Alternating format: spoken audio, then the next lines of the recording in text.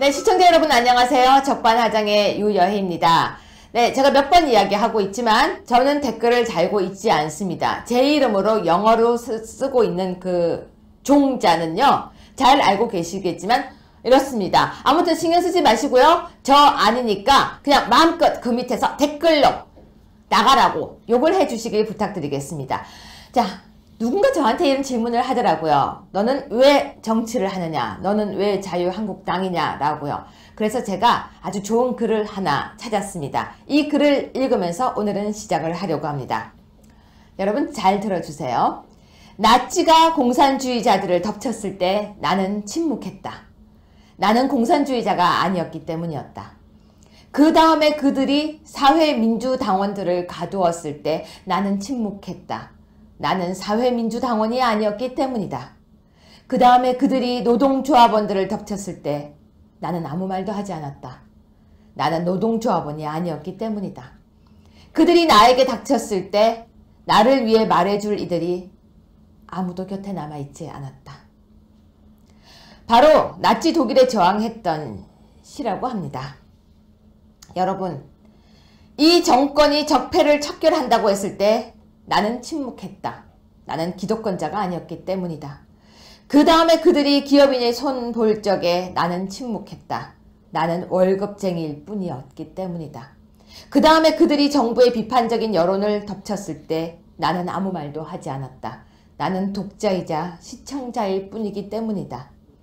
그들이 나에게 닥쳤을 때 나를 위해 말해줄 이들이 아무도 남아있지 않기 때문이다. 전 아무도 남아있지 않은 그 세상에 오는 것이 두려워서 정치를 시작했습니다. 적반하장 시작합니다.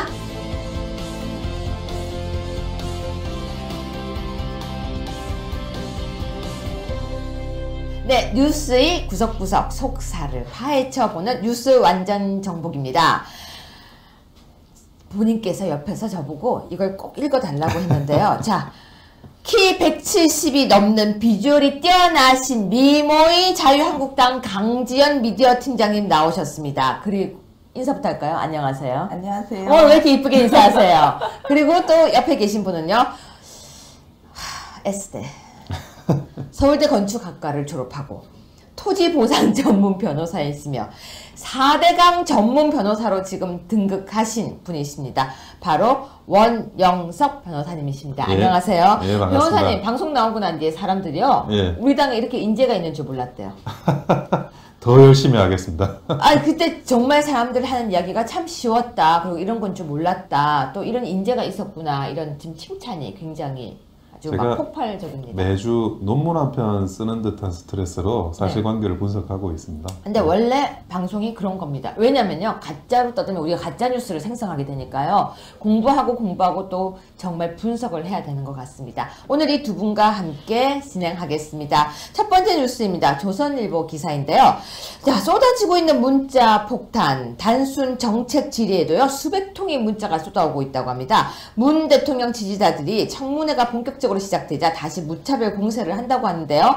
국민의당의 강경화 불가라고 이야기하자 홈피에 항의 글이 올라오고 있어서요. 한때 다운도 됐다고 합니다. 자, 이번에 또 문바들이 문자 폭탄 시작한 겁니까? 예. 근데 그 내용이 아주 참 뭐라고 말해야 좋을지 모르겠는데, 그러니까 어떤 내용이냐면 국민의당 이태규 의원이 강경화 후보한테 외교부의 개혁과제 이론은 무엇이라고 생각하십니까? 이러니까 그러니까 국정 청문회에서요. 네네. 예. 그러니까 강경화 후보가 객관적 진단 후 개혁 방안을 찾겠다. 이거 아무 문제도 없는 아주 의례적인 문답인데, 거기에 대해서 그 이태규 의원 휴대폰에 이제 5분 있다가 이제 문재인 대통령 지지자들이 뭐 이명박 따까리, 뭐 외놈 따까리 이런 그건을 쓰면서 문자 폭탄을 날렸다라는 겁니다. 자, 그런데요, 이렇게 문자 폭탄이 오게 되면 1000건, 2000건 오게 되면 핸드폰에 마비도 온대요. 뿐만이 아니라 핸드폰 기능적으로 당연하죠. 띡띡띡띡띡띡띡띡띡 계속 들어오고 있으면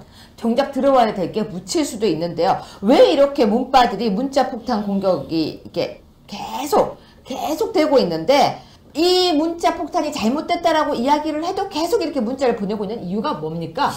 저는 사실은 그 단순히 이제 개인의 행동이 우연히 결집된다기보다는 조직적인 배경이 있는 게 아닌지가 사실 굉장히 의심스러워요. 네. 그러니까 그 5분 만에 1000명 이상이 이제 순식간에 이제 그 동일한 사람한테 핸드폰으로 문자를 보낸다는 건데, 이런 게 그 전에 아마 이게 선거 조직의 연장인지 거기서 조직적으로 일어나는 게 아닌지, 만약 그게 조직적으로 일어나고 있다 그런다면 이거는 사실 공무수행을 방해하는 겁니다. 공무집행을, 국회의원의 공무집행을 방해하는 거고, 그리고 이런 식의 단순한 욕설은 그 국민들의 언론의 자유 속에도 포함되지 않는 내용이고, 모욕죄 형사처벌을 받을 수도 있는 내용들입니다. 그리고 한 가지 더 말씀드리면, 이제 문재인 대통령도 여기에 대해서 어떤 의견 표명을 좀 하셔야 될 것 같아요. 그 전에 선거 때는 양념이라고 표현을 사실 하셨어요. 그때 선거 때는 서로 이제 정당이 나눠가지고 싸우는 상황이었지만,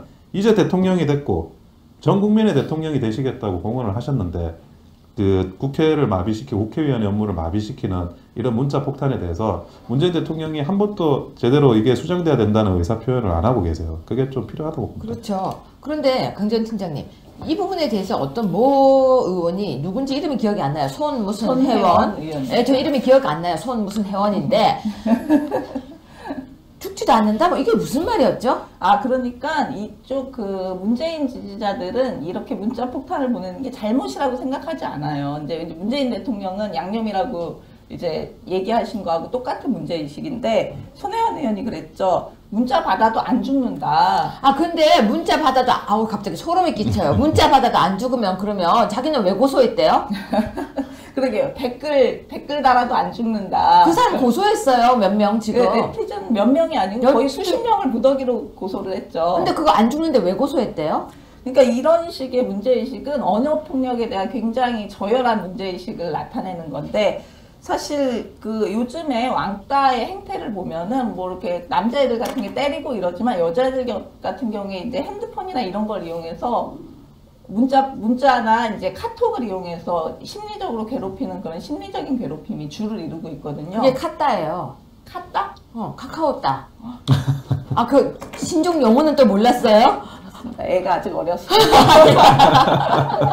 네. 그러니까 그런 식의 그 사이버 왕따 현상에 대해서는 야, 너 카톡 받아도 안 죽어? 이렇게 얘기할 수밖에 없는 건데. 아 그렇다면 지금 이 손혜원 의원의 생각대로라고 하면은 정말로 만약에 엄마 내가 카톡을 받아서 이렇게 슬퍼, 그럼 카톡은 안 죽는 거야 이렇게 얘기하는 거네요. 그러게요. 그래서 참 정말 이 어려움을 모르고 자란 강남 좌파 스타일의 문제의식이구나. 현실이 뭔지 잘 모르는 거예요. 근데 손혜원 의원님 그 별명이 뭔지 아세요? 핸드 회원? 예? 핸드 회원? 마포 이민이다. 아 정말 별명이 아이고, 저기 마포에 사시는 구민들이 저한테 이제 전화해가지고 네. 손혜원 그 저기 별명 뭔지 아냐고, 마포 이민이다. 왜요? 근데 왜 이멜다예요? 아, 왜냐면은 그분이 굉장히 구두가 명품적이랍니다. 많아요? 아, 아니요, 구두가 그건 많은 게 아니고, 네. 그건 아니고, 이분이 사실은 취향이 굉장히 고급이고, 네. 그 명품 이거를 차원을 넘어가지고 고가구라든지 이런 거에 대해서 수집하는 거에 대해서 굉장히 큰 손이래요. 네, 참 아이러니합니다. 이렇게 뭐라 그럴까, 본인이 이렇게 말을 하고 있으면 실천을 해야 되는데요. 마포 이멜다라는 별명은 마포에서 나왔다고 하니까요. 뭐 저희가 하는 거 아닙니다. 그리고 이런 말 한다고 죽지 않죠. 자, 변호사님, 그런데요. 예. 제가 진짜 궁금해서 이거는 예. 우리는 법률가잖아요. 예. 우리가 표현의 자유라고 자꾸 이야기를 하고 있어요. 예. 민주당 측에서 표현의 자유라는 이야기도 하고 있고, 특히 표창원 의원도 예. 표현의 자유라고 해서 뭐 예. 무슨 들어온 잠 예. 전시를 예. 하고, 근데 본인과 본인의 아내에 대한 누드를 전시하니까 또 그거는 또 고소를 예. 하고, 또 여기에서는 또 손혜원 의원도 본인은 고소를 하고 죽지도 않는다, 문자 받아 죽지도 않는다고 하는데요. 자, 문자를 보내는 게 정치 참여, 국민의 표현권이라고 생각하십니까? 전혀 그렇진 않고요. 사실은 뭐 외놈 따까리니 뭐 이런 표현이 도대체 정치 발전에 어떤 도움이 되겠습니까? 사실 저는 제 생각은 이렇습니다. 이거는 진영 간에 이런 식의 이제 그 문자 폭탄이 상대방 진영에 또 새로운 문자 폭탄을 야기해요. 서로가 이런 식으로 문자 폭탄을 하다 보면 결국 우리나라 정치가 아주 후퇴하는 겁니다. 이런 그 저급한 수준의 정치가 계속되는 상황이 만들어지는 것 반드시 멈춰져야 됩니다. 예. 네, 저는 이렇게 생각합니다. 헌법상 물론 국민에게는 자유권도 있고요. 참정권도 있고요. 그렇지만 과용을 하지 않는다는 기본으로 그 헌법이 만들어진 것입니다. 난 자유권이 있어. 어떤 자유권? 폭력권하고 내 폭력권을 확 휘두르게 되면요. 그게 폭행죄입니다. 무슨 얘기냐면요. 국민 참정권으로 문자를 보내는 걸 잘못 남용하게 되면요. 바로 모욕죄의 당사자가 될 수 있죠. 그렇습니다. 네, 그 다음 두 번째 뉴스입니다. 데일리한 기사인데요. 기지개를 펴는 홍준표, 영남부터 찾아 당권 향한 당금질이라고 했습니다. 벌써 옆에서 하고 있는데요. 자, 홍준표 팬클럽 회장이신 강지연 팀장님 한 네. 말씀 해주시죠. 예. 여기서 이제 하나 확실하게 해둘 것은 저희 팬클럽은 홍준표 후보가 대통령 후보가 되고 나서 급조된 팬클럽이 아닙니다. 몇 년 되셨죠? 예, 4년 전통을 자랑하는 전통과 철학의 홍준표 팬클럽 대한민국 홍반장 회장 강지연입니다. 회원이 몇 명이시죠? 회원 무려 4명이나 됩니다.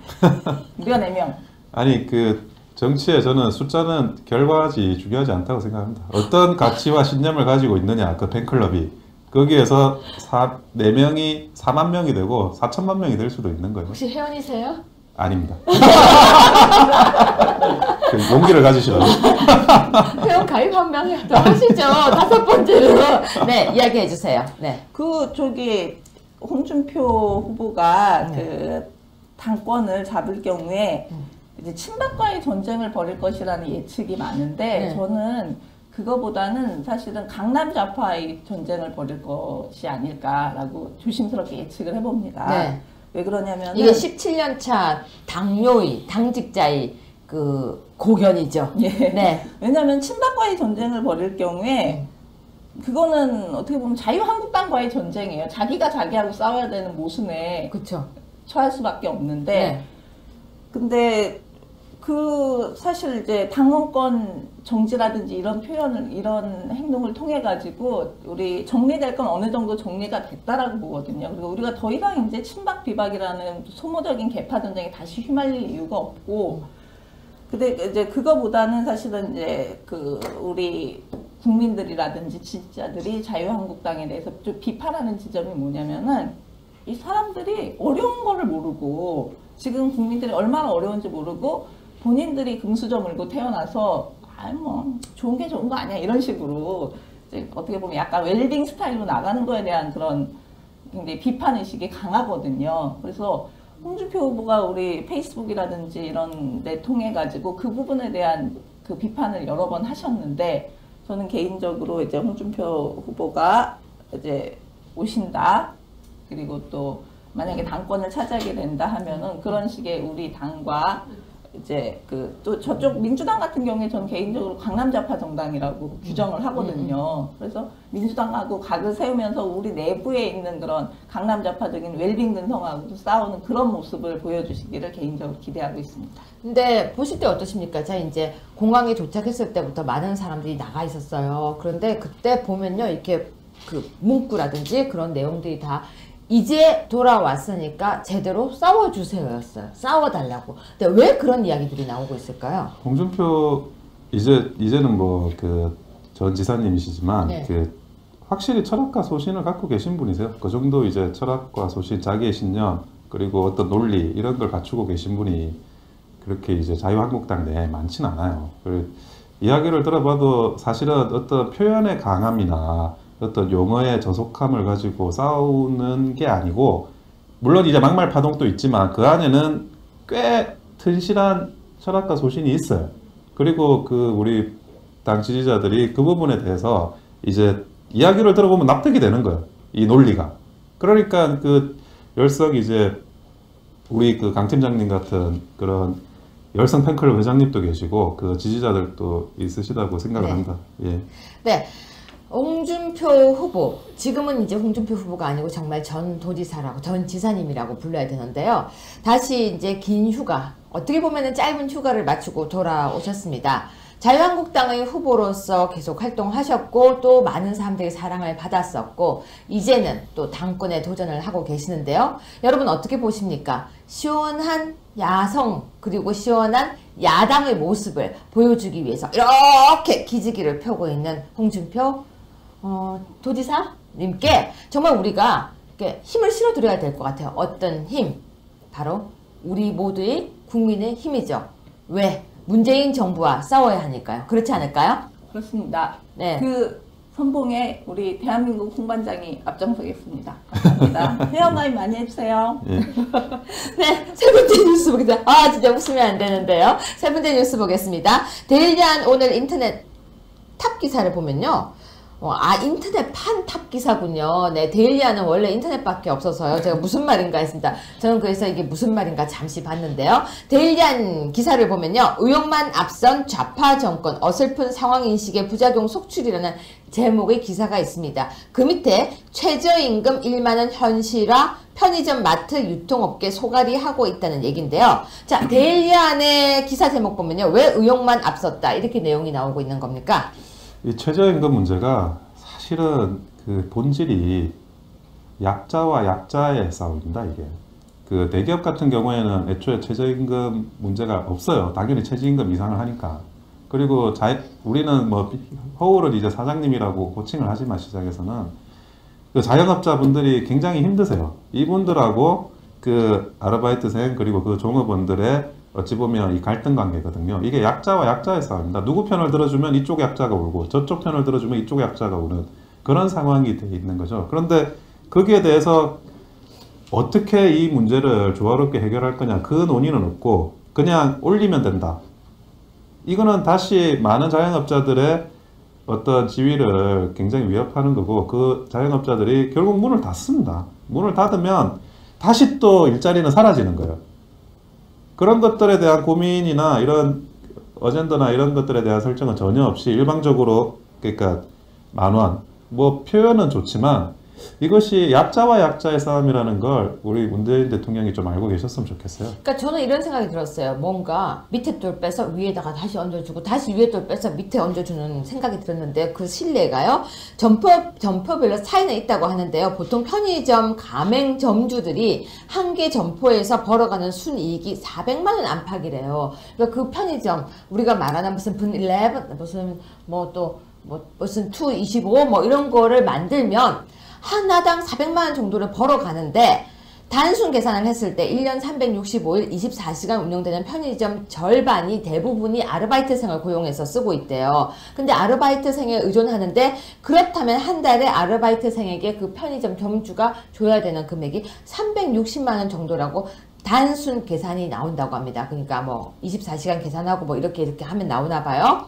그러면 치킨집, 편의점, 뭐 아르바이트생을 쓰고 있는 이 업주들은 너무 그게 부담이 된다는 거예요. 그래서 정말 이거는 아까 그러니까 하신 것처럼 그들 간의 싸움을 붙이는 게 아닌가라는 이야기가 나온다고 하는데요. 강 팀장님, 그러면 정말 이게 물가 인상에 반영되지 않을까요? 결국에는 물가 인상으로 귀결될 수밖에 없는데 그래서 편의점 점주 사이에서는 벌써부터 아르바이트가 사장보다 많이 벌어갈 수 있다라는 네. 소리가 나오고 있다고 합니다. 아니, 지금 편의점 이익이 400만 원인데 360만 원 아르바이트생한테 주면은 점주는 어떻게 돼요? 40만 원? 아니, 그뿐만이 아니라요. 이거는 제가 체득한 건데 카페 같은 데서요. 아르바이트생을 점점 줄인대요. 그 옛날에 대학생들이 제일 흔히 할 수 있는 게 카페 아르바이트였거든요. 그냥 손쉽게 가서 몇 시간 아르바이트하고 돈 벌고 작게 벌지만 그래도 편히 했는데 점점 그러니까 그럴 것 같으면 셀프로 돌리는 거예요. 셀프 시스템으로 돌리고 커피값을 조금 낮추고 그게 더 이익이 되면 결국은 청년들이 아르바이트를 할 수 있는 자리가 더 부족해지는 게 아닌가라는 생각이 듭니다. 저는 이 부분에 대해서 조금 하나 더 설명드리면 지금 이제 그 음식점 종업원이나 이런 분들이 저희 한국의 젊은이들이 아니라 불법 체류하시는 분들 외국인들로 많이 지금 대체가 된 상태예요. 네. 그나마 이제 깔끔하고 괜찮은 그런 직장 그런 아르바이트 자리는 여전히 우리나라 젊은이들이 하고 있습니다.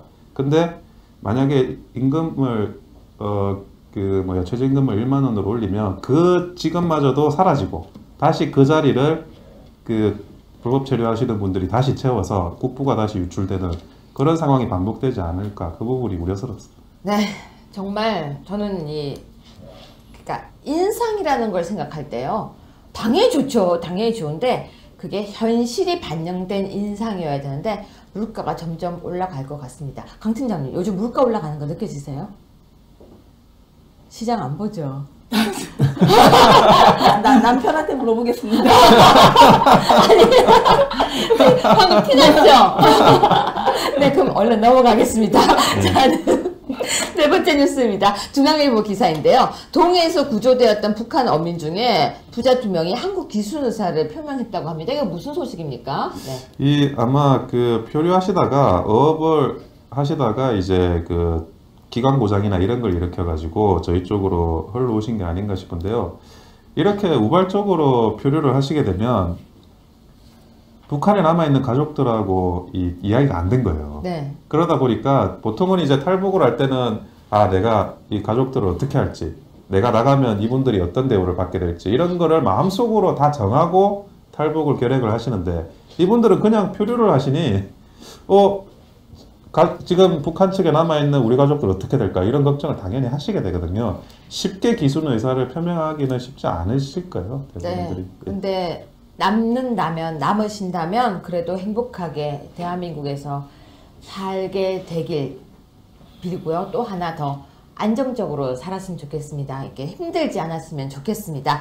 자, 5번째 뉴스인데요. 강 팀장님, 그 4대강 문 연 거 알고 계세요? 예, 이 가뭄에 댐을 문을 열다니 뭐 하는 짓이냐는 농민들의 원성이 자자했죠. 왜요? 댐을 열었으니까 물이 많이 나와서 좋은 거 아니에요? 근데 녹조라 때는 더 심해졌다는 얘기가 나오는데 환경단체는 자기 잘못을 인정을 안 하고 이거 완전 개방하지 않아서 더 해라. 근데 강 팀장님 이 네. 4대강 잘 아세요? 저는 사실 국문과 나와서 바로 아까 그래서 네. 바로 인정하나? 근데 저도 4대강은 정말 잘 몰랐어요. 근데 제가 요즘 조금 알게 됐어요. 이분이 바로 그 유명한 대한민국 최고의 4대강 전문가이십니다. 자, 4대강 전문 변호사 나오셨으니까 예. 다시 이야기하겠습니다. 예. 문화일보 기사에서요. 예. 강정 고령보 보개방에도 녹조가 생겼다. 그래서 농민들은 폐기 축사에 더러운 물이 들어와서 난리다. 근데 환경단체에서는 아니다. 더 크게 열어라. 무슨 말이 맞는 거예요?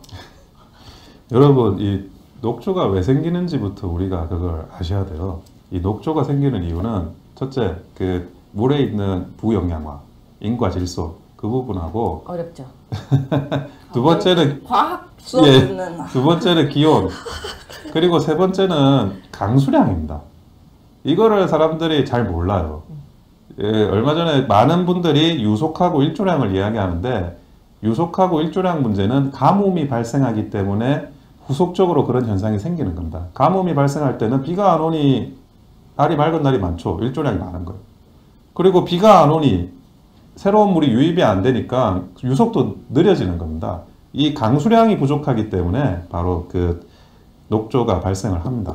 그러면 예, 비가 안 오는 것도 직접적인 영향이 있는 거네요, 바로. 그렇습니다. 네. 예. 이 통계 자료를 보면 사실은 2013년에 우리 4대강 사업이 완료가 됐는데 그때부터 가뭄이 계속 연속되고 있습니다.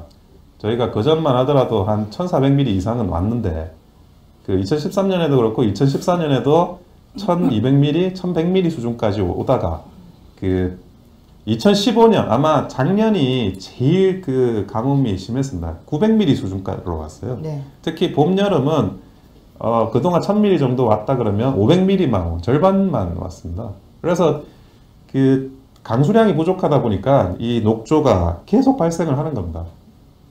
잘 보세요. 가뭄이 있는데 가뭄이 있고 녹조가 없을 수는 없어요. 기본적으로. 그리고 녹조가 있는데 가뭄이 없을 수는 없어요. 녹조가 있으면 가뭄이 따라오고 가뭄이 따라오면 녹조가 따라옵니다. 우리는 가뭄과 녹조가 있음에도 불구하고 4대강으로 유량을 충분히 보유할 거냐 이걸 선택하느냐 아니면 가뭄과 녹조가 있음에도 불구하고 물을 다 방류시켜서 유량을 보유하지 않느냐 이 문제만 선택을 하는 겁니다. 저희가. 그런데 지금 환경단체에서 그 영산강도 일부 방류하고 그 금강도 일부 방류했는데 다 녹조가 더 많아졌어요. 아니 그분들의 논리라 그러면 녹조가 줄어들어야 되잖아요. 근데 그렇지 않다니까요.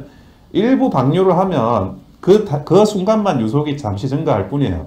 그런데 새로운 물이 유입되는 게 아니면 그대로 녹조가 더 수량은 유량은 적은 상태에서 다시 창고를 하게 됩니다. 그러니까 물 깊이가 더 줄어들고 낮아지고 그렇죠. 오염원의 밀도가 더 올라가는 거죠. 그러니까 더 낫대란다. 그 녹조가 더 많아지는 거예요. 그러니까 아마 이거를 그 문재인 대통령께서도 뭐 그 감사를 하신다 그러는데 저는 정확하게 과학적으로 접근을 좀 하셨으면 좋겠어요. 제가 JTBC에서 나오는 통계 수치도 제가 봤는데 JTBC는 2012년, 2013년에 2013년까지는 뭐 그렇게 큰 문제가 없었다.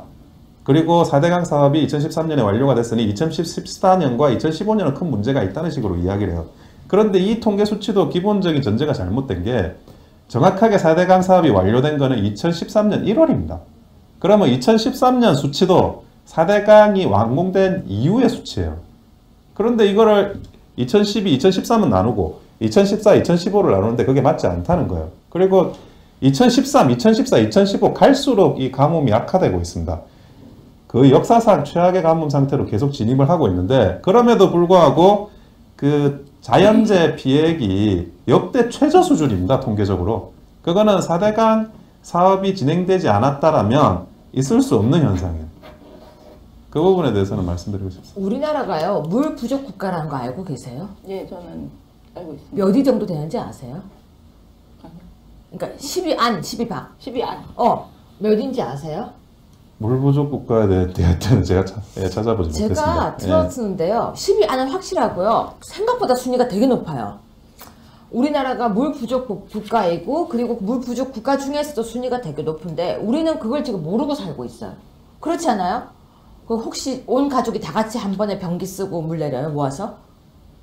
그렇지 않죠. 저희가 아무리 돈이 없지만 아니 정말 그렇게 안 하잖아요. 근데 그 물 부족 국가들은 원래 다른 나라는 그렇게 하고 있대요. 그뿐만이 아니라 진짜 양치하고 물 다 모아둔 다음에 그 물로 변기 내리고 하는데 저는 우리나라가 물 부족 국가라는 거에 충격을 좀 받았었고 방금 말씀처럼요.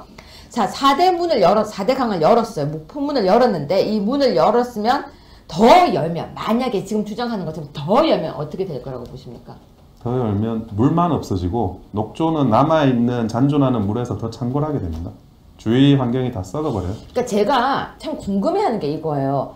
녹조가 물이 점점 수면이 낮아지면 물 양이 더 작으면 저는 녹조가 더 심하지 않을까라고 전 과학 못하거든요. 과학 못하는데 그냥 상식으로 생각하는데 왜 자꾸 문을 열으라고 하는지가. 그 정수를 하는 기본 원리는 침전 그리고 여과 네. 그리고 희석이에요. 네. 근데 4대강은 뭘 했냐면 그 컵물의 유량을 받아놓기 때문에 그 침전이 생겨서 부유물질이 다 깔아앉아요 바닥으로. 그러니까 맑아지죠. 그리고 여과를 어떻게 설명하냐면 총인 처리 시설을 보완을 해가지고 20-30% 인과 질소의 양을 줄여버렸어요. 네. 이거는 JTBC도 그 자체는 인정을 하는 내용이에요. 그리고 제일 이제 희석인데 희석이란 거는 결국 수량이 많아야 희석이 됩니다.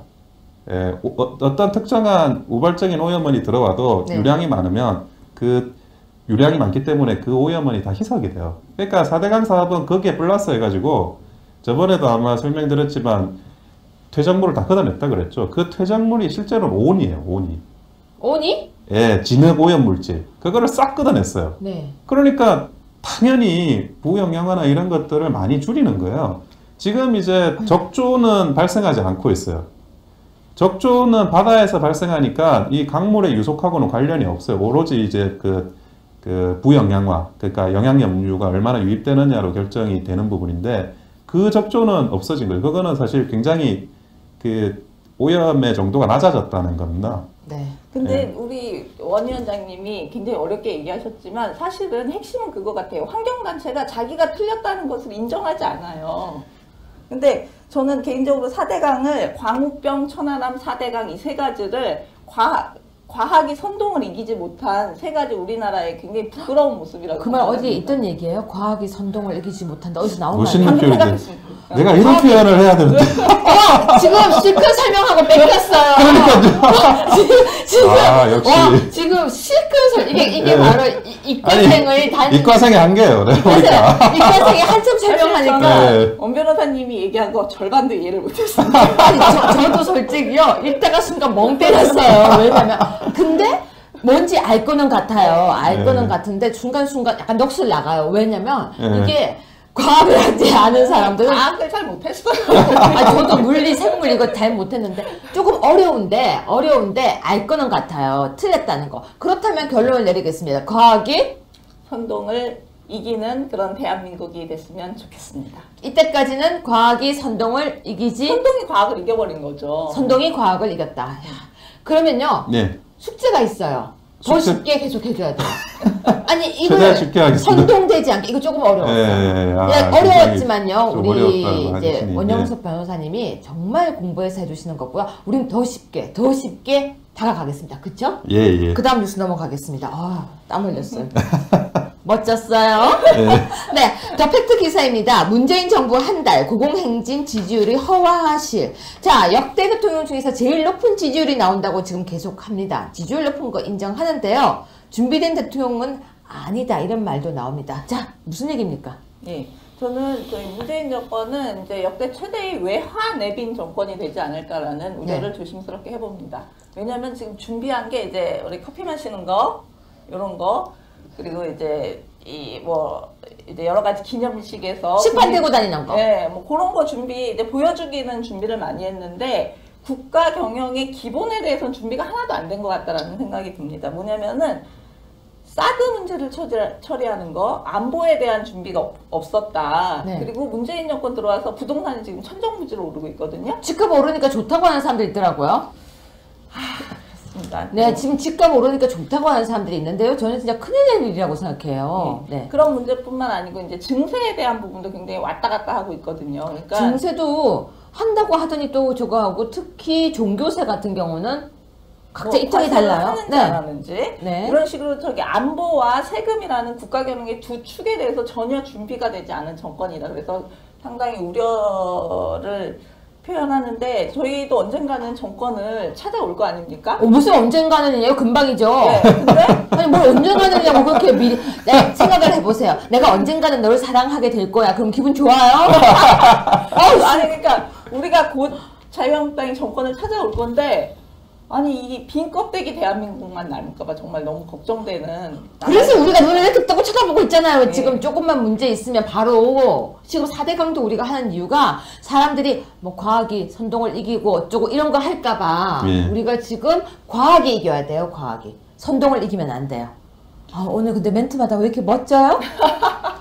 네. 저는 그렇게 생각합니다. 지금 문재인 대통령은 어떤 업무를 보기 위한 준비를 하시는 거예요. 그러니까 아직 업무를 안 했어요. 업무는 결국 정책을 결정하고 그 정책이 어떻게 대한민국에 효율적으로 투사가 되는지를 관리를 하는 것에 있습니다. 근데 아직 아무것도 결정하고 진행하신 게 없어요. 100번 양보하겠습니다. 그럼 인수위 과정이다. 그렇죠. 이제 준비, 앞으로 한번 잘 해볼게 하고 준비하는 과정인데 이 준비 과정도 사실은 본인이 이야기하신 거와 상충되는 면이 많고 준비가 안 된 부분들이 여실히 나오고 있습니다. 그런데 앞으로 어떤 정책을 결국에는 결정을 할 때 그때 어떤 모습을 보이실지 저희가 또 지켜봐야 돼요. 이렇게 지켜보고 있는 거예요. 매의 눈으로 지켜볼게요. 그거에 그치? 내가 너를 지켜보고 있어. 그 민주당 내부에서 문재인 대통령 별명이 특징이 우유부단이에요. 우유부단? 왜요? 결정을 잘 못하신대. 특전사인데? 특전사인데? 아니 근데 대통령이 되셨으니까 물론 아까는 이메일답 별명이 우리 다음에 별명 시리즈 한번 할까요? 그러시죠. 네, 7번째 뉴스로 넘어가겠습니다. 강 팀장님, 지금 한전이요 10월부터 재택근무 전격 시행한대요. 이거 엄청 좋아 보이는데 강 팀장님도 재택근무 하시나요? 하실 건가요? 사실은 그 재택근무가 노동자 저 같은 여성 입장에서는 되게 좋아 보여요. 좋을 수가 있는데 저는 개인적으로 좀 반대하는 게 사람과 사람의 커뮤니케이션은 대면에서 나온다라고 보거든요. 그럼요. 안녕 아침에 밥 먹으면서 그리고 서로 또 회의도 하면서 그러면서 정이 들죠. 예. 그리고 또 일이란 게 항상 예상했던 대로 흘러가는 경우는 거의 없잖아요. 항상 예상하지 못했던 문제들이 터지는데 그때 이제 이거 어떻게 하면 될까요? 이렇게 의논해가면서 처리를 해야 되는데 그때마다 이제 회의 소집해야 되고 어디냐 찾아야 되고. 우리 강 팀장님이 아주 멋진 얘기를 하나 했었는데요. 여기 후보자 토론회 때 KBS, MBC였던 걸로 기억나는데 다 이제 밑에 실무자들이 일을 다 하고 있고 강 팀장님하고 저는 진짜 왔다 갔다 할 게 없어요. 왔다 갔다 정말 커피 하나 드리고 MBC를 누비고 있었는데 그래서 제가 괜히 왔다 그러니까 뭐라고 하는지 아세요? 아닙니다. 그래도 와 있어야 합니다. 만약에 문제가 터지면 바로 수습해야 합니다 라고 하는데 그때 저는 진짜 보스의 기질을 느꼈어요. 그러니까 지금 그 말과 이어지는 거죠. 네, 그래도 그러니까 있어야 한다. 그럼요. 이제 문제가 생기면 즉시 해결하는 게 그러기 위해서 여러 이제 포스트에서 각자 책임을 가지고 있는 건데 그 결정 시간이 늦어지면 그 피해는 굉장히 천문학적으로 늘어질 수 있다라고 보거든요. 생산성이 담보가 안 돼요. 담보가 안 된다. 근데 변호사님 어떠십니까? 변호사들은 재택근무 가능합니까? 근데 그 어떤 문제의식을 공유하는 게 문제의식 공유 오늘 왜 이렇게 멋진 말들이 있다. 문제의식 얼굴을 생산성 보고 담보. 네. 뭐 회의라는 게 결론이 날 수도 있고 안 날 수도 있지만 도대체 문제가 뭐냐? 그거는 이제 서로 얼굴을 볼 때 얼굴에서는 단어나 문자 그리고 말 외에 다양한 표정과 몸짓으로 사실 사람이 커뮤니케이션을 하는 거예요. 그런데 재택근무를 하고 뭐 전화로 듣고 문서로 이거를 통신하게 되면 그런 많은 정보들이 또 빠져나가요. 맞습니다. 맞습니다. 자, 이 부분을 이렇게 설명하겠습니다. 원격 진료를 해야 한다라고 계속 주장을 하고 있는데요. 의사가 환자를 볼 때는요. 오감을 다 이용합니다. 촉진, 그리고 혀 해보세요. 거기다 눈도 이렇게 해보고 그 모든 게 진료 과정입니다. 그렇기 때문에 재택근무 글쎄요. 아직까지는 환영하기가 힘들 것 같습니다. 자, 엑스트라 뉴스입니다. 8번째 뉴스는요. 우리 강 팀장님이 강력하게 넣어달라고 해서 이거 맞죠? 네, 맞습니다. 네, 그래서 넣었는데요. 우리 PD님은 지금 시간이 길어지니까 안절부절 못해서 지금 이거 끝입니까? 끝입니까? 하고 있지만 하나 더 해드리겠습니다. 서울경제신문입니다. 문재인 대통령 현충일 추념사에 6.25 전쟁 표현을 배제하고 독립운동 강조를 했다고 하는데요. 6.25 전쟁은 왜 언급하기 껄끄러운 겁니까? 예. 제가 이거를 꼭 넣어달라고 한 이유는 뭐냐면 제가 전화를 받았어요. 네. 제가 이제 적반하장에 출연하다 보니까 이걸 꼭 적반하장에서 얘기해달라는 그런 이제 그 민원 전화들이 오기 시작했습니다. 네. 그러면서 문재인 대통령 현충일 추념사가 굉장히 높은 평가를 받고 있지만 사실 이건 굉장히 문제가 있는 추념사다. 근본적으로 어떤 문제가 있냐면 현충일이 어떤 날입니까? 6.25 전쟁 때 돌아가신 국군을 위한 일종의 제삿날이에요. 그 제삿날에 6.25 전쟁을 얘기하지 않는 거는 있을 수 없는 일이고, 이 6.25 전쟁이 이제 수백 년 흘러가서 정말 이제 우리가 보는 임진왜란 수준으로 잊혀진 그런 전쟁이 된다 하더라도 이날만은 6.25 전쟁의 의미에 대해서 다시 새겨야 되는 날인데 그때 왜 6.25 전쟁 얘기를 아직 벌써부터 하지 않는 거냐. 그래서 또 이 얘기를 하더라. 애국애족이라는 표현 굉장히 문제가 있다. 이거는 전형적인 NL식의 역사의식을 네 단어로, 네 글자로 축약해라. 그럼 그게 애국애족이거든요. 야, 무섭다. 우리가 그렇게 세뇌가 되고 있었어요. 그게 애국하니까 되게 좋아 보이잖아요. 애국애족하니까 되게 좋다. 나 오늘 왜 이렇게 전율이 많이 오죠? 근데 예. 제가 6월 6일날 저희가 방송을 했었는데요. 제가 그냥 진짜 우리 방송에 앉다 보면 환한색을 입어야 돼요. 검정색을 입으면 좀 색깔이 어두워서 그날 연한 핑크를 입고 있는데 댓글이 달렸어요. 6월 6일에는 좀 검은색 좀 입어라고. 근데 정말 제가 그때는 서운했었어요. 왜 서운했냐면 6월 6일 우리는 쉬는 날 와가지고 방송을 찍었는데 저는 쉬는 날 방송을 찍었다라고 자랑스럽게 했는데 라고 생각했는데 또 그분이 댓글을 달아놨어요. 그날은 쉬는 날이 아니고 현충일이다. 오. 제가요 100번 인정합니다. 멋있네. 정말 제가 잘못한 멋있어요. 거예요. 네. 저도 검정색 입고 했어야 되는데 제삿날이니까. 그런데 그 정도로 어떻게 보면은 그냥 안 이랬어요. 정말 제가 죄송하다는 얘기 드리고 싶고요. 우리 강 팀장님이 말씀하신 것처럼 그날은 제삿날인 거 맞고 어떤 경우도 100년이 지나도 200년이 지나도 그들의 그 죽음은 잊어서 안 될 것 같습니다.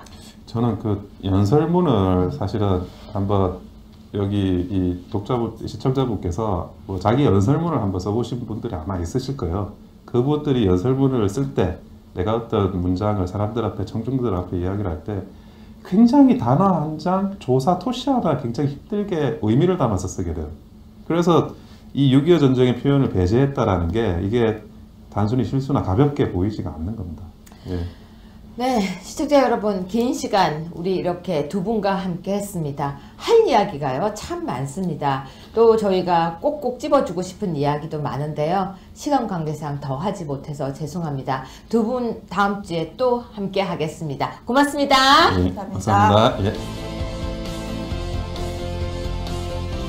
폭탄을 보내는 게 잘못이라고 생각하지 않아요. 이제 문재인 대통령은 양념이라고 이제 얘기하신 거하고 똑같은 문제의식인데 손혜원 의원이 그랬죠. 문자 받아도 안 죽는다. 아, 근데 문자 받아도, 아우, 갑자기 소름이 끼쳐요. 문자 받아도 안 죽으면 그러면 자기는 왜 고소했대요?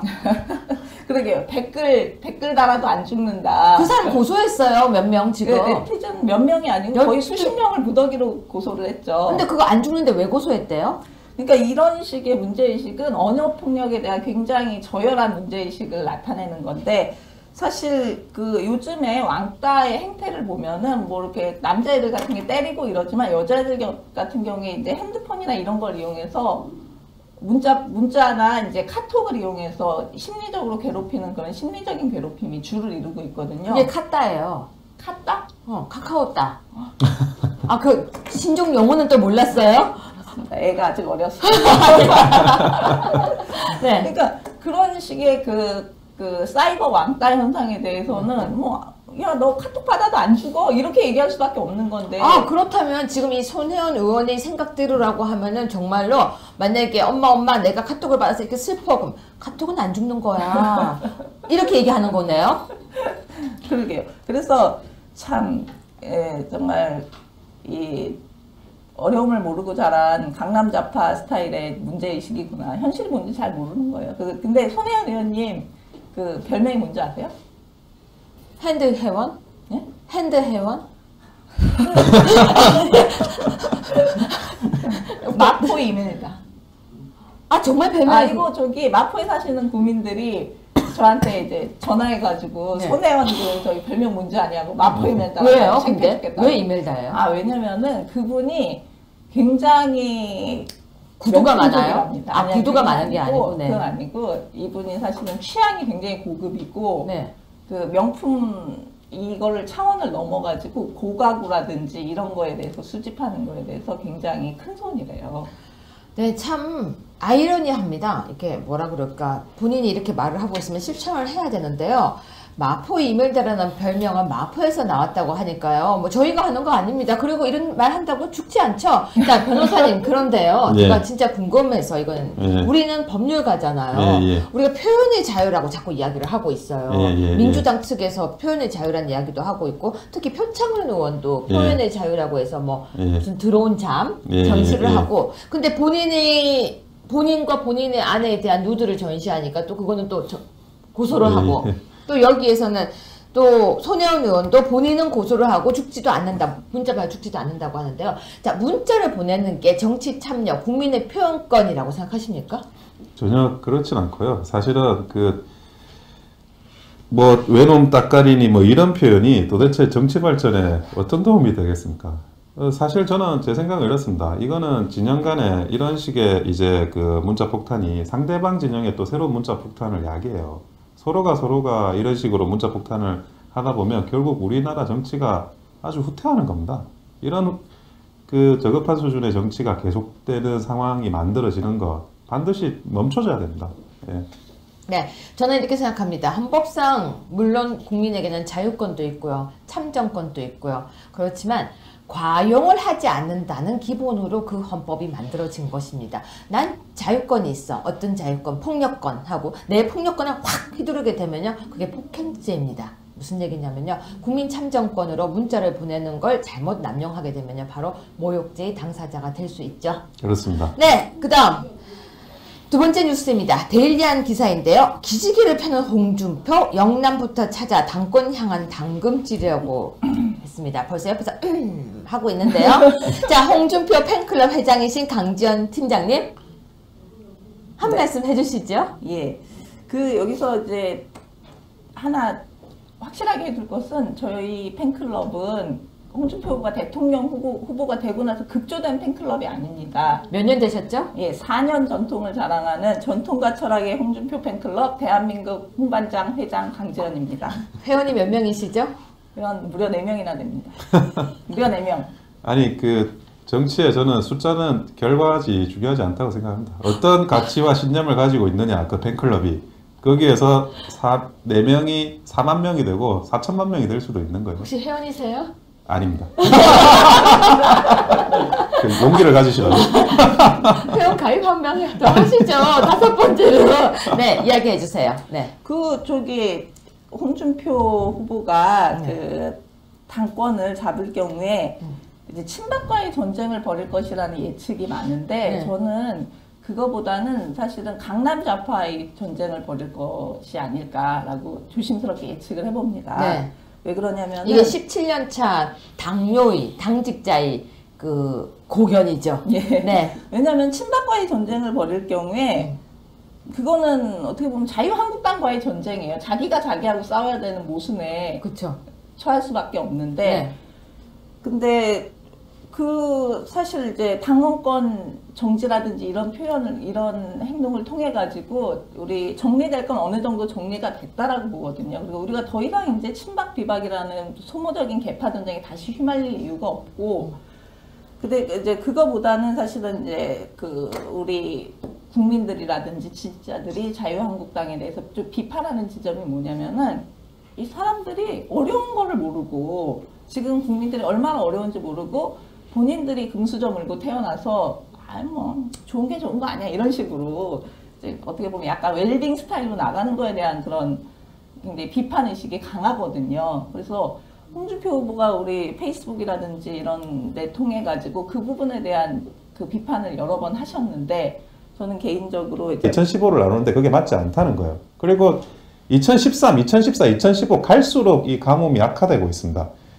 그 역사상 최악의 가뭄 상태로 계속 진입을 하고 있는데 그럼에도 불구하고 그 자연재 피해액이 역대 최저 수준입니다. 통계적으로. 그거는 4대강 사업이 진행되지 않았다라면 있을 수 없는 현상이에요. 그 부분에 대해서는 말씀드리고 싶습니다. 우리나라가요, 물 부족 국가라는 거 알고 계세요? 예 저는 알고 있습니다. 몇 위 정도 되는지 아세요? 아니요. 그러니까 10위 안, 10위 밖. 10위 안. 몇인지 아세요? 물 부족 국가에 대해서는 제가 찾아보지 못했습니다. 제가 들었는데요. 10위 안은 확실하고요. 생각보다 순위가 되게 높아요. 우리나라가 물 부족 국가이고 그리고 물 부족 국가 중에서도 순위가 되게 높은데 우리는 그걸 지금 모르고 살고 있어요. 그렇지 않아요? 그 혹시 온 가족이 다 같이 한 번에 변기 쓰고 물 내려요? 모아서? 그렇지 않죠. 저희가 아무리 돈이 없지만 아니 정말 그렇게 안 하잖아요. 근데 그 물 부족 국가들은 원래 다른 나라는 그렇게 하고 있대요. 그뿐만이 아니라 진짜 양치하고 물 다 모아둔 다음에 그 물로 변기 내리고 하는데 저는 우리나라가 물 부족 국가라는 거에 충격을 좀 받았었고 방금 말씀처럼요. 자, 4대 강을 열었어요. 목포문을 열었는데 이 문을 열었으면 더 열면 만약에 지금 주장하는 것처럼 더 열면 어떻게 될 거라고 보십니까? 더 열면 물만 없어지고 녹조는 남아있는 잔존하는 물에서 더 창궐하게 됩니다. 주위 환경이 다 썩어버려요. 그러니까 제가 참 궁금해하는 게 이거예요.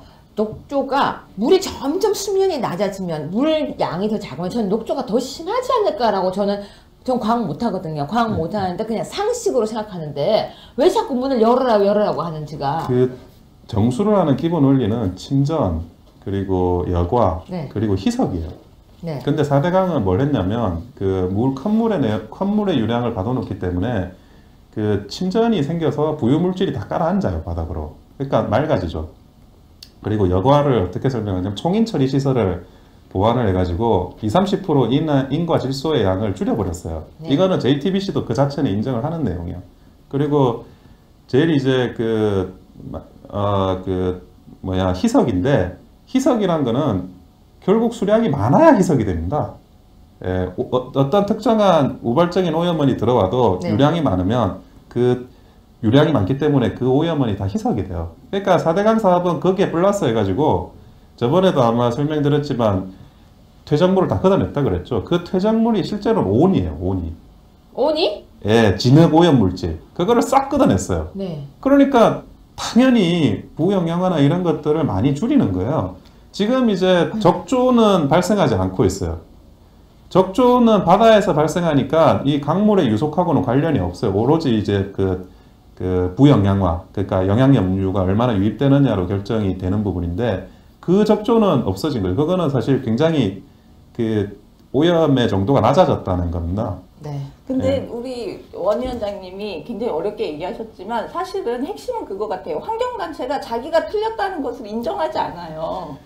근데 저는 개인적으로 4대강을 광우병, 천안함, 4대강 이 세 가지를 과학이 선동을 이기지 못한 세 가지 우리나라의 굉장히 부끄러운 모습이라고 그 말 어디에 생각합니다. 있던 얘기예요? 과학이 선동을 이기지 못한다. 어디서 나온 멋있는 말이에요? 표현인데 내가 이런 표현을 해야 되는데 지금 실컷 설명하고 뺏겼어요.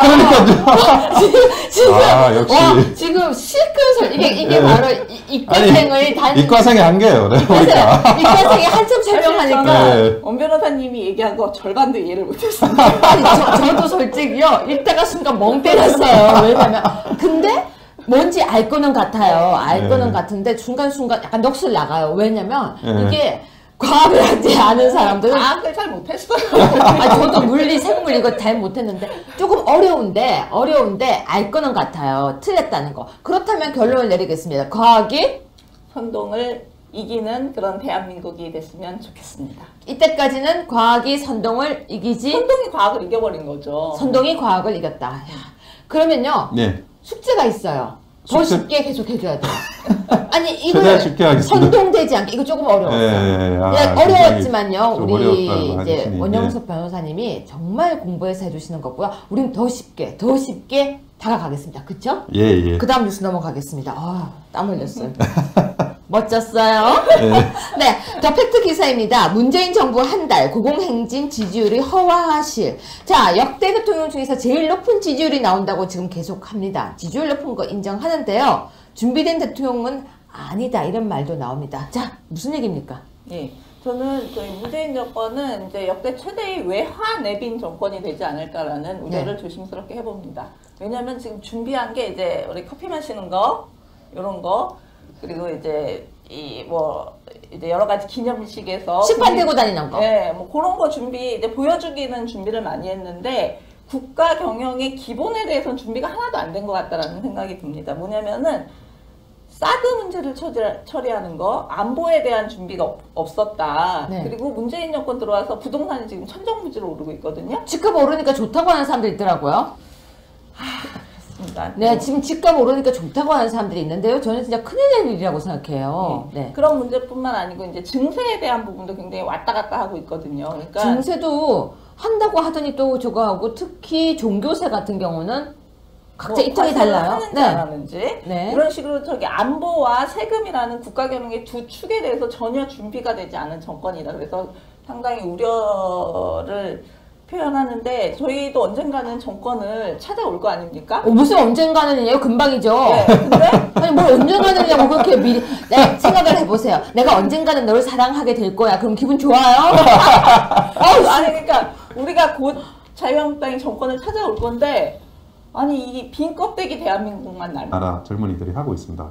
근데 만약에 임금을 최저임금을 1만 원으로 올리면 그 직업마저도 사라지고 다시 그 자리를 그 불법 체류하시는 분들이 다시 채워서 국부가 다시 유출되는 그런 상황이 반복되지 않을까 그 부분이 우려스럽습니다. 네, 정말 저는 그러니까 인상이라는 걸 생각할 때요.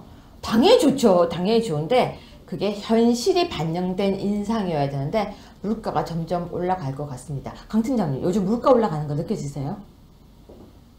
시장 안 보죠? 남편한테 물어보겠습니다. 방금 티났죠? 네, 그럼 얼른 넘어가겠습니다. 자, 네 번째 뉴스입니다. 중앙일보 기사인데요. 동해에서 구조되었던 북한 어민 중에 부자 2명이 한국 기순 의사를 표명했다고 합니다. 이게 무슨 소식입니까? 네. 아마 표류하시다가 어업을 하시다가 이제 기관 고장이나 이런 걸 일으켜가지고 저희 쪽으로 흘러오신 게 아닌가 싶은데요. 이렇게 우발적으로 표류를 하시게 되면 북한에 남아있는 가족들하고 이야기가 안 된 거예요. 네. 그러다 보니까 보통은 이제 탈북을 할 때는 아, 내가 이 가족들을 어떻게 할지, 내가 나가면 이분들이 어떤 대우를 받게 될지 이런 거를 마음속으로 다 정하고 탈북을 계획을 하시는데 이분들은 그냥 표류를 하시니 지금 북한 측에 남아있는 우리 가족들 어떻게 될까 이런 걱정을 당연히 하시게 되거든요. 쉽게 기순 의사를 표명하기는 쉽지 않으실 거예요. 대부분들이. 네. 근데 남으신다면 그래도 행복하게 대한민국에서 살게 되길 빌고요. 또 하나 더 안정적으로 살았으면 좋겠습니다. 이렇게 힘들지 않았으면 좋겠습니다. 자, 5번째 뉴스인데요. 강 팀장님, 그 4대강 문 연 거 알고 계세요? 예. 이 가뭄에 댐을 문을 열다니 뭐 하는 짓이냐는 농민들의 원성이 자자했죠. 왜요? 댐을 열었으니까 물이 많이 나와서 좋은 거 아니에요? 근데 녹조라 때는 더 심해졌다는 얘기가 나오는데 환경단체는 자기 잘못을 인정을 안 하고 이거 완전 개방하지 않아서 더 해라. 근데 강 팀장님 이 네. 4대강 잘 아세요? 저는 사실 국문과 나와서 바로 아까 네. 바로 인정하나? 근데 저도 4대강은 정말 잘 몰랐어요. 근데 제가 요즘 조금 알게 됐어요. 이분이 바로 그 유명한 대한민국 최고의 4대강 전문가이십니다. 자, 4대강 전문 변호사 나오셨으니까 예. 다시 이야기하겠습니다. 예. 문화일보 기사에서요. 예. 강정 고령보 보개방에도 녹조가 생겼다. 그래서 농민들은 폐기 축사에 더러운 물이 들어와서 난리다. 근데 환경단체에서는 아니다. 더 크게 열어라. 무슨 말이 맞는 거예요? 여러분, 이 녹조가 왜 생기는지부터 우리가 그걸 아셔야 돼요. 이 녹조가 생기는 이유는 첫째, 그 물에 있는 부영양화, 인과 질소 그 부분하고 어렵죠. 두 번째는 과학 수업 예, 듣는 두 번째는 기온, 그리고 세 번째는 강수량입니다. 이거를 사람들이 잘 몰라요.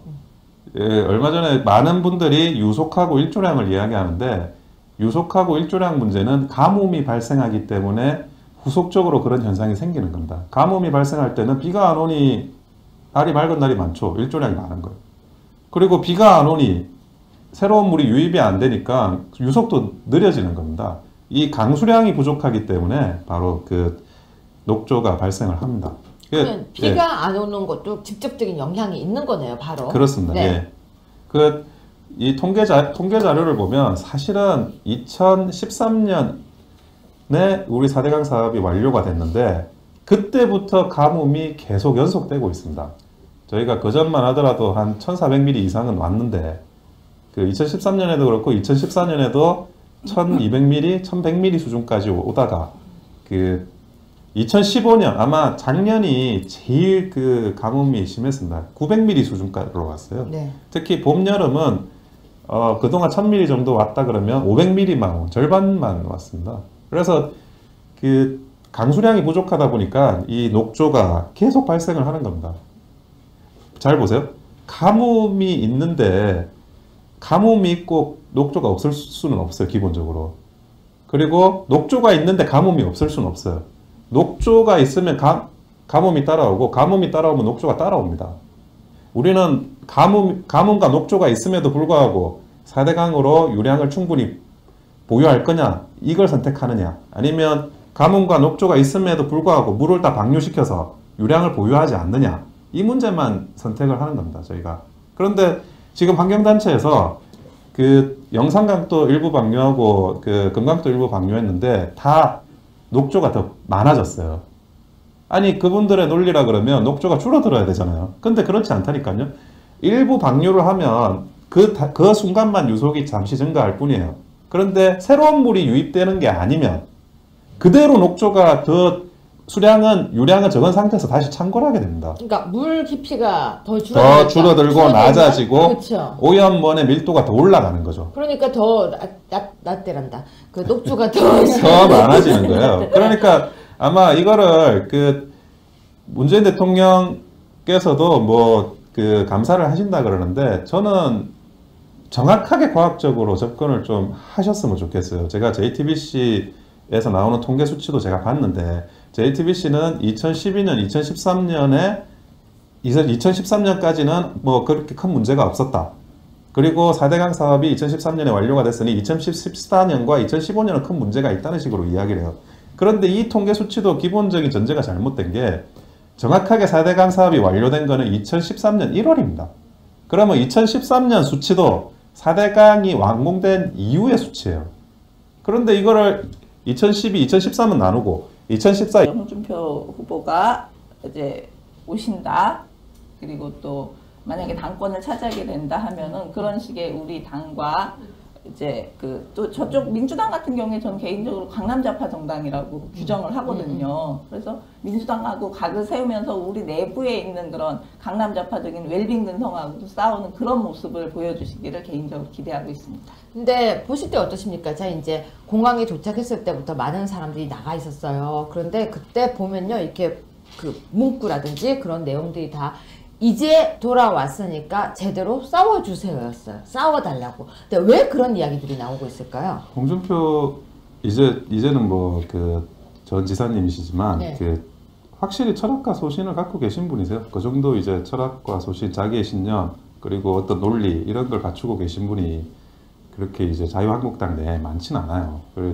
이야기를 들어봐도 사실은 어떤 표현의 강함이나 어떤 용어의 저속함을 가지고 싸우는 게 아니고, 물론 이제 막말 파동도 있지만 그 안에는 꽤 튼실한 철학과 소신이 있어요. 그리고 그 우리 당 지지자들이 그 부분에 대해서 이제 이야기를 들어보면 납득이 되는 거예요. 이 논리가.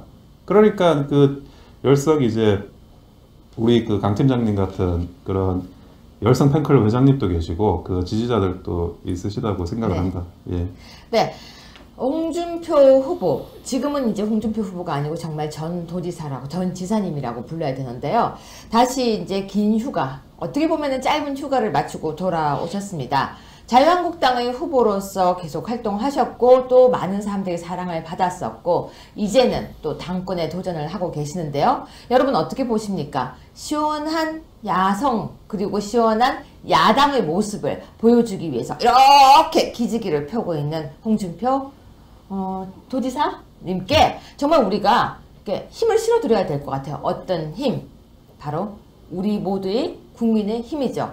왜? 문재인 정부와 싸워야 하니까요. 그렇지 않을까요? 그렇습니다. 네. 그 선봉에 우리 대한민국 홍반장이 앞장서겠습니다. 감사합니다. 회원가입 많이 해주세요. 예. 네, 세 번째 뉴스 보겠습니다. 아, 진짜 웃으면 안 되는데요. 세 번째 뉴스 보겠습니다. 데일리안 오늘 인터넷 탑 기사를 보면요. 인터넷판 탑 기사군요. 네, 데일리안은 원래 인터넷밖에 없어서요. 제가 무슨 말인가 했습니다. 저는 그래서 이게 무슨 말인가 잠시 봤는데요. 데일리안 기사를 보면요. 의욕만 앞선 좌파 정권 어설픈 상황인식의 부작용 속출이라는 제목의 기사가 있습니다. 그 밑에 최저임금 1만원 현실화 편의점 마트 유통업계 소갈이 하고 있다는 얘기인데요. 자, 데일리안의 기사 제목 보면요. 왜 의욕만 앞섰다 이렇게 내용이 나오고 있는 겁니까?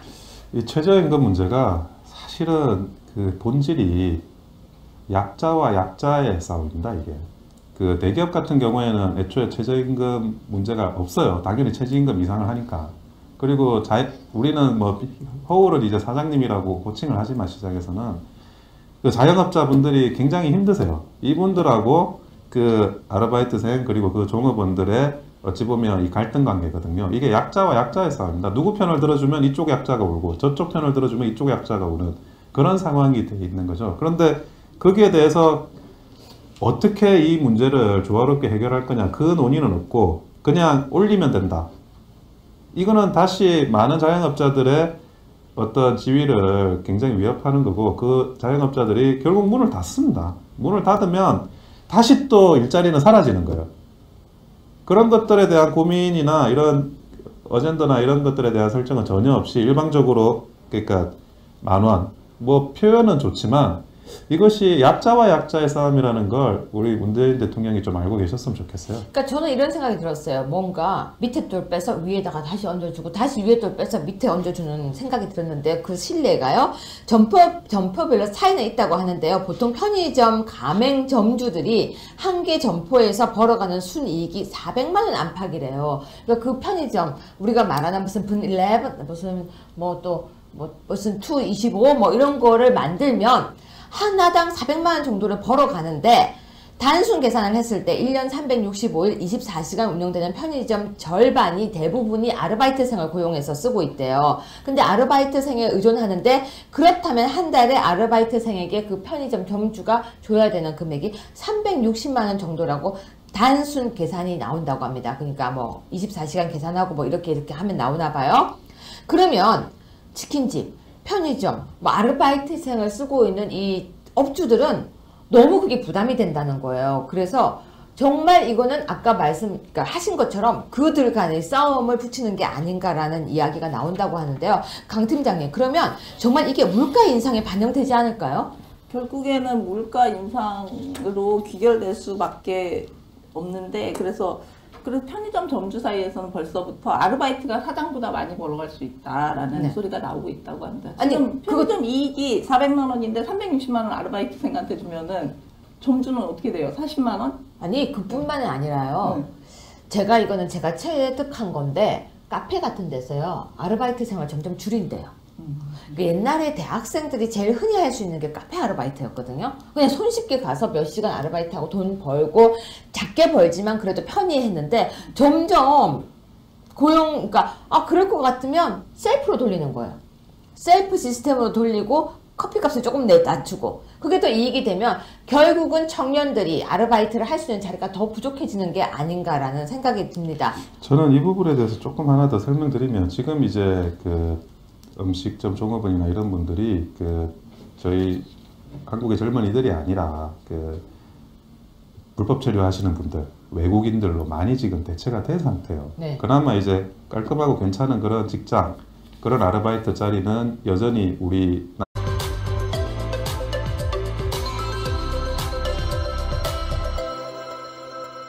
네, 시청자 여러분 안녕하세요. 적반하장의 유여희입니다.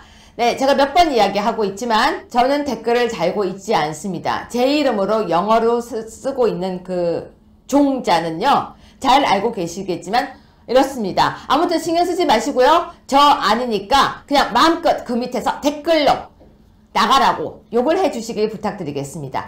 자, 누군가 저한테 이런 질문을 하더라고요. 너는 왜 정치를 하느냐? 너는 왜 자유한국당이냐? 라고요. 그래서 제가 아주 좋은 글을 하나 찾았습니다. 이 글을 읽으면서 오늘은 시작을 하려고 합니다. 여러분 잘 들어주세요. 나치가 공산주의자들을 덮쳤을 때 나는 침묵했다. 나는 공산주의자가 아니었기 때문이었다. 그 다음에 그들이 사회민주당원들을 가두었을 때 나는 침묵했다. 나는 사회민주당원이 아니었기 때문이다. 그 다음에 그들이 노동조합원들을 덮쳤을 때 나는 아무 말도 하지 않았다. 나는 노동조합원이 아니었기 때문이다. 그들이 나에게 닥쳤을 때 나를 위해 말해줄 이들이 아무도 곁에 남아있지 않았다. 바로 나치 독일에 저항했던 시라고 합니다. 여러분, 이 정권이 적폐를 척결한다고 했을 때 나는 침묵했다. 나는 기득권자가 아니었기 때문이다. 그 다음에 그들이 기업인의 손 볼 적에 나는 침묵했다. 나는 월급쟁이일 뿐이었기 때문이다. 그 다음에 그들이 정부의 비판적인 여론을 덮쳤을 때 나는 아무 말도 하지 않았다. 나는 독자이자 시청자일 뿐이기 때문이다. 그들이 나에게 닥쳤을 때 나를 위해 말해줄 이들이 아무도 남아있지 않기 때문이다. 전 아무도 남아있지 않은 그 세상에 오는 것이 두려워서 정치를 시작했습니다. 적반하장 시작합니다.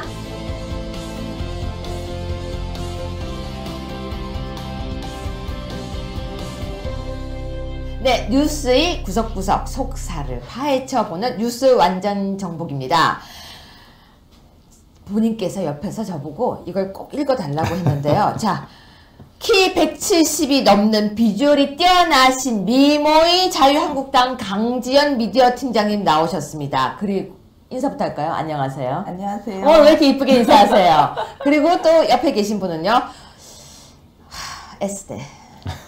서울대 건축학과를 졸업하고 토지보상 전문 변호사였으며 4대강 전문 변호사로 지금 등극하신 분이십니다. 바로 원영석 변호사님이십니다. 예. 안녕하세요. 예, 반갑습니다. 변호사님, 방송 나오고 난 뒤에 사람들이요. 예. 우리 당에 이렇게 인재가 있는 줄 몰랐대요. 더 열심히 하겠습니다. 그때 정말 사람들 하는 이야기가 참 쉬웠다. 그리고 이런 건 줄 몰랐다. 또 이런 인재가 있었구나. 이런 지금 칭찬이 굉장히 아주 막 폭발적입니다. 매주 논문 한 편 쓰는 듯한 스트레스로 사실관계를 분석하고 있습니다. 근데 원래 방송이 그런 겁니다. 왜냐면요, 가짜로 떠들면 우리가 가짜 뉴스를 생성하게 되니까요. 공부하고 또 정말 분석을 해야 되는 것 같습니다. 오늘 이 두 분과 함께 진행하겠습니다. 첫 번째 뉴스입니다. 조선일보 기사인데요. 자, 쏟아지고 있는 문자 폭탄, 단순 정책 질의에도요, 수백 통의 문자가 쏟아오고 있다고 합니다. 문 대통령 지지자들이 청문회가 본격적으로 시작되자 다시 무차별 공세를 한다고 하는데요. 국민의당의 강경화 불가라고 이야기하자 홈피에 항의 글이 올라오고 있어서요. 한때 다운도 됐다고 합니다. 자, 이번에 또 문바들이 문자 폭탄 시작한 겁니까? 예. 근데 그 내용이 아주 참 뭐라고 말해야 좋을지 모르겠는데, 그러니까 어떤 내용이냐면 국민의당 이태규 의원이 강경화 후보한테 외교부의 개혁과제 이론은 무엇이라고 생각하십니까? 이러니까 그러니까 국정 청문회에서요. 네네. 예. 그러니까 강경화 후보가 객관적 진단 후 개혁 방안을 찾겠다. 이거 아무 문제도 없는 아주 의례적인 문답인데, 거기에 대해서 그 이태규 의원 휴대폰에 이제 5분 있다가 이제 문재인 대통령 지지자들이 뭐 이명박 따까리, 뭐 외놈 따까리 이런 그건을 쓰면서 문자 폭탄을 날렸다라는 겁니다. 자, 그런데요, 이렇게 문자 폭탄이 오게 되면 1000건, 2000건 오게 되면 핸드폰에 마비도 온대요. 뿐만이 아니라 핸드폰 기능적으로 당연하죠. 띡띡띡띡띡띡띡띡띡 계속 들어오고 있으면 정작 들어와야 될 게 묻힐 수도 있는데요. 왜 이렇게 문바들이 문자 폭탄 공격이 이렇게 계속 되고 있는데, 이 문자 폭탄이 잘못됐다라고 이야기를 해도 계속 이렇게 문자를 보내고 있는 이유가 뭡니까? 저는 사실은 그 단순히 이제 개인의 행동이 우연히 결집된다기보다는 조직적인 배경이 있는 게 아닌지가 사실 굉장히 의심스러워요. 네. 그러니까 그 5분 만에 1000명 이상이 이제 순식간에 이제 그 동일한 사람한테 핸드폰으로 문자를 보낸다는 건데, 이런 게 그 전에 아마 이게 선거 조직의 연장인지 거기서 조직적으로 일어나는 게 아닌지, 만약 그게 조직적으로 일어나고 있다 그런다면 이거는 사실 공무수행을 방해하는 겁니다. 국회의원의 공무집행을 방해하는 거고, 그리고 이런 식의 단순한 욕설은 그 국민들의 언론의 자유 속에도 포함되지 않는 내용이고, 모욕죄 형사처벌을 받을 수도 있는 내용들입니다. 그리고 한 가지 더 말씀드리면, 이제 문재인 대통령도 여기에 대해서 어떤 의견 표명을 좀 하셔야 될 것 같아요. 그 전에 선거 때는 양념이라고 표현을 사실 하셨어요. 그때 선거 때는 서로 이제 정당이 나눠가지고 싸우는 상황이었지만, 이제 대통령이 됐고 전 국민의 대통령이 되시겠다고 공언을 하셨는데, 그 국회를 마비시키고 국회의원의 업무를 마비시키는 이런 문자 폭탄에 대해서 문재인 대통령이 한 번도 제대로 이게 수정돼야 된다는 의사 표현을 안 하고 계세요. 그게 좀 필요하다고 봅니다. 그렇죠. 그런데 강전 팀장님, 이 부분에 대해서 어떤 모 의원이 누군지 이름이 기억이 안 나요. 손 무슨 회원. 네, 저 이름이 기억 안 나요. 손 무슨 회원인데 죽지도 않는다? 뭐 이게 무슨 말이었죠? 그러니까 이쪽 그 문재인 지지자들은 이렇게 문자